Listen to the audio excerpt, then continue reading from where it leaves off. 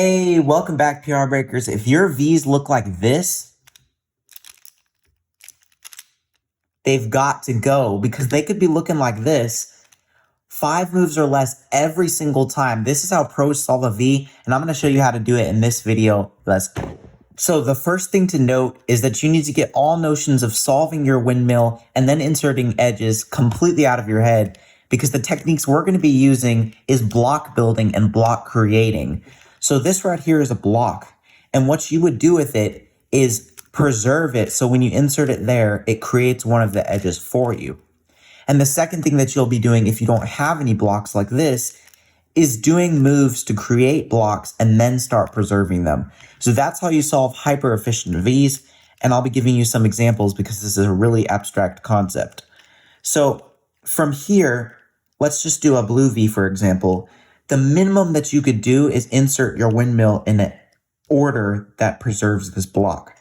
So from here, the order that would preserve it is doing it like that, and then you get a solved edge. So that's one of them, and that's the easiest way to unlock more efficient Vs.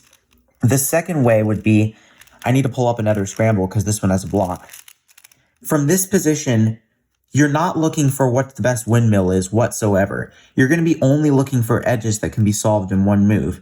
So you can notice here that if you did a U prime move, this blue would match here and this red would match there. You'll build an intuition of how to do this more as you do more solves with this block building method.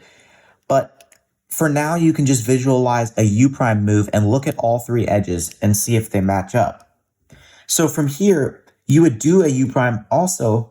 Before I move on, when you do a U prime move, it also solves this block. So you're going to solve 2 blocks. So the goal is to ultimately get 2 blocks, because 2 blocks creates a V. 3 blocks would create a first layer. So all you need is 2 blocks and your solved windmill. So in this position, a great V solution is to create the 2 blocks with 1 move and then solve the only center that won't mess everything up, which is this one. So that's 2 moves. Keep that in mind. And then from here, you just solve your 2 blocks, 3, 4. That's a 4-move V. 4-move Vs are around average, so that's pretty good.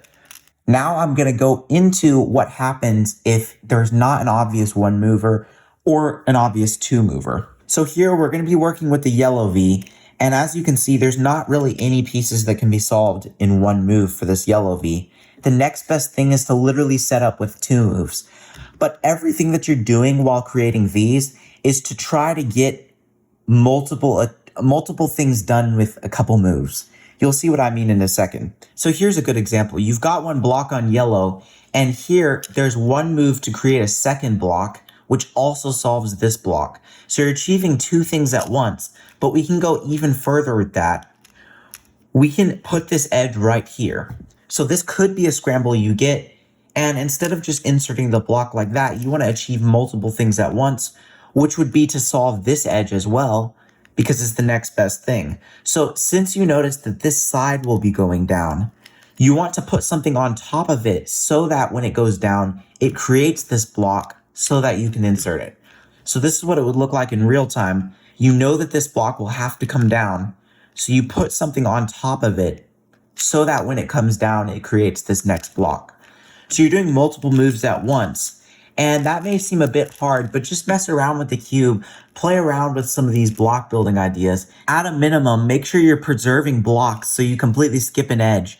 And if you have a 1-move block to create, do the 1 move and then deal with your centers afterward to start to create Vs. There's also layering techniques where you put an edge on top of something you're gonna do so that it sets up to insert there. There's a lot of intuition required to do this, and there's also a tool that you can use to help you with this if this is like completely complex. So check out this video where I'm gonna, this video where I'm gonna be explaining how to use the tool, how to practice with it, so you can build an intuition of how to solve Vs.